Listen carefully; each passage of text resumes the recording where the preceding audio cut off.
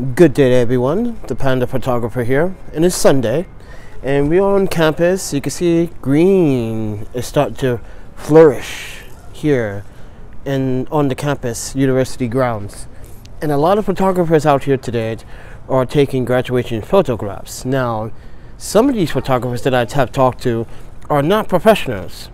They are amateurs or friends that are trying to fill the gap because friends can't afford to pay for a photographer to take photos. But here's the thing. When I approach a photographer, I say, hello, my name is Keiki, and I would like to give you a pro tip, if you don't mind. And he said, what is that? One photographer in particular said, what is that? I said, when the sun is noon, as it is right now, it just happened about 15 minutes ago. When the sun is noon, you do not want your subject facing the sun in direct light. You want her to face against the sun. So when you are taking the photograph, you should be using a lower aperture but high shutter speed and low ISO. So therefore your photo will come out nice and crispy, nice and clean, nice depth of field in the background. Good morning, David. Good morning, David. Well, good morning to David because it's afternoon here. But I was just explaining that like a lot of photographers here today, not professionals but amateurs, are making mistakes, and I was the photographer to try to help correct the mistakes they have made. And one of the mistakes was about 15 minutes ago, David, was that a photographer was the photographer itself was actually has his subject directly facing the sun, which I told him, pro tip, do not have your subject facing the sun. Have her face against the sun. So you use a lower aperture, lower ISO, but increase your shutter speed so it's nice and crisp, but you want that kind of compression in your photograph so you can separate your talent from the background, and also have a little bit of separation in the foreground too, so you want it just between. And he goes, oh, I don't know. I said, just try it. He tried it. He looked at me like with surprise, with amazement, like, told you so. But here's my card. If you guys want to do some collaborations, that's fine. Hit me up. So then, earlier this morning, when I was actually doing some B-roll for a product, which I'm secretly keeping under wraps, but the guy got into my shot. He's taking photos of the four women, which you probably see in the B-roll.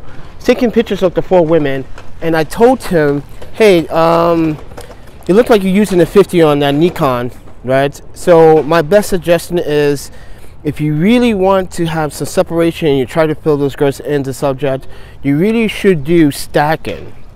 Photo stacking is where you can take the same photograph from the same location, and what you want to do is, if you know how to do it fast and quick, is have them line up one at a time behind each other in a row, but have them step out like in a diagonal line. So basically, let me put it together for you guys. So I'm gonna take these cones and show you as an example. All right, so I'm gonna take these cones and stack them really quickly. So this will help you understand how to photo stack them in Photoshop or Lightroom.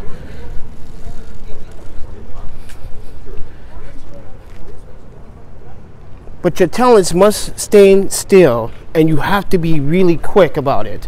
Now, a lot of photographers do this technique, and I learned it from another photographer myself, but show you how it's supposed to work.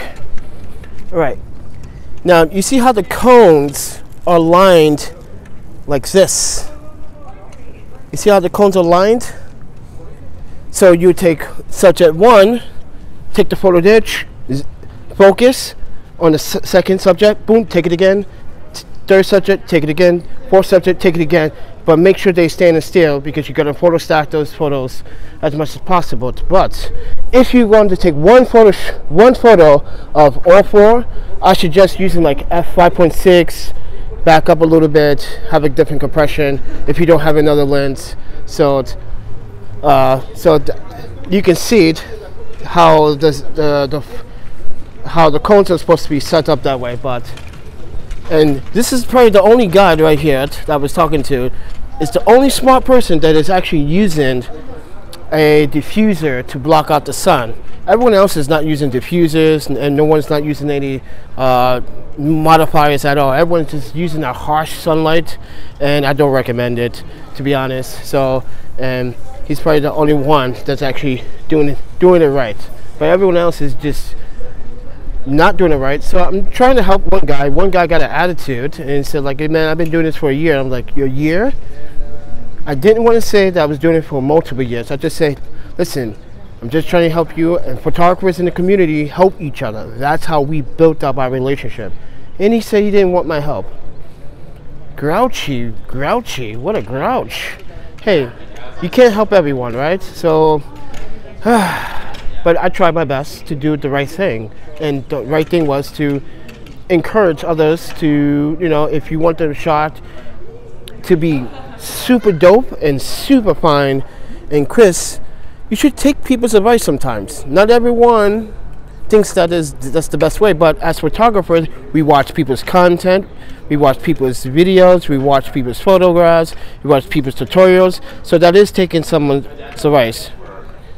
Yeah, that's right, David. Everyone needs help. Even I need help. So it's like, but this guy earlier this morning, he had an attitude. He is your brother, and he was trying to preach this black shit to me. Literally, like, I hate when the African Americans or Black Americans try to preach something to you, when the only thing you're trying to do for them is try to give them some positivity and some advice about something that you are experiencing.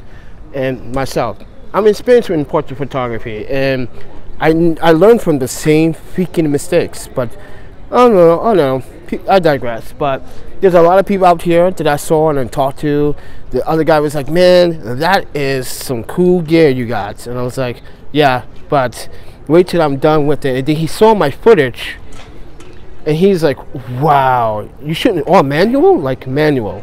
Everything's manual. He goes, and what color, he wants to know what color grade, what color profile I was using. I was like, I'm using a custom profile, because this A77 Mark II crop sensor body does not have a crop sensor. It doesn't have a color picture profile or log profile. So I made my profile and neutral, using everything down, -3s, contrast down, saturation down, sharpness down. And he was like, dude, that stuff, it still looks sharp. I was like, but it's that newer f100 display.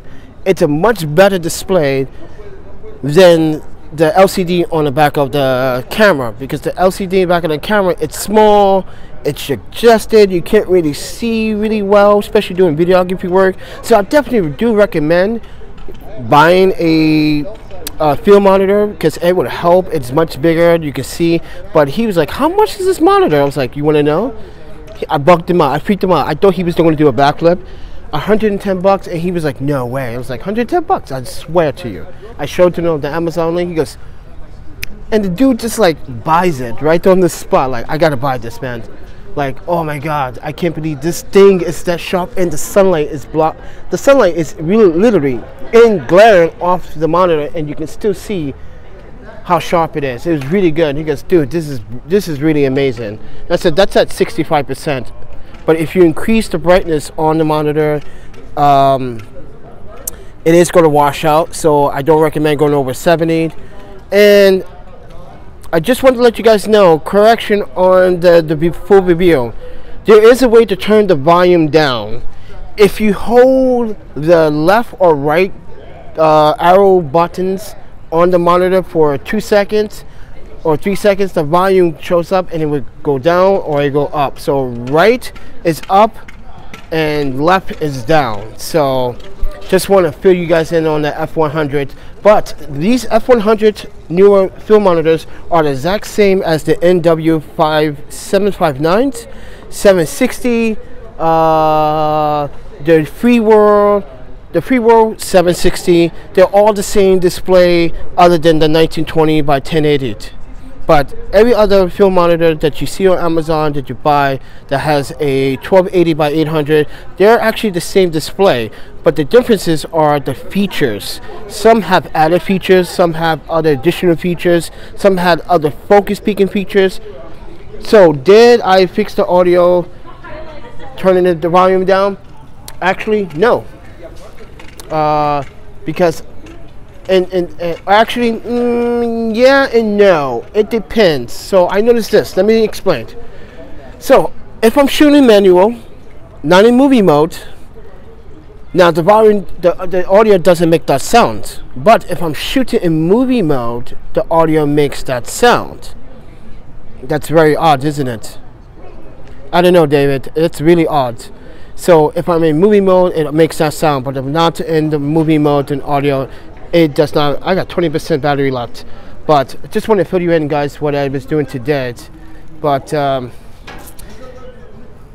maybe today I might publish the video. I don't know. I'm quick at editing. But right now, I'm going to surprise you guys. You guys probably going to want to buy it too. It's a really, really, really affordable, super dope product that everyone needs for even for their photography, and if they want to make content for their photography. It's a super dope travel portable product that you'll be amazed. And Zeddy is the clue. Giving you guys a clue. The product name is Zeddy. So I gotta go, guys. Thank you, David, for watching. If you guys want to support the channel, PayPal links down in the description below. Follow me on Instagram, Twitter, Facebook, Instagram, all the Instagram stuff down there. With that said, subscribe to the channel, hit the notification button, and please do share the content. But with that said, what's the shirt say? Eat, sleep, photography, repeat. And I'll see you guys in the next video.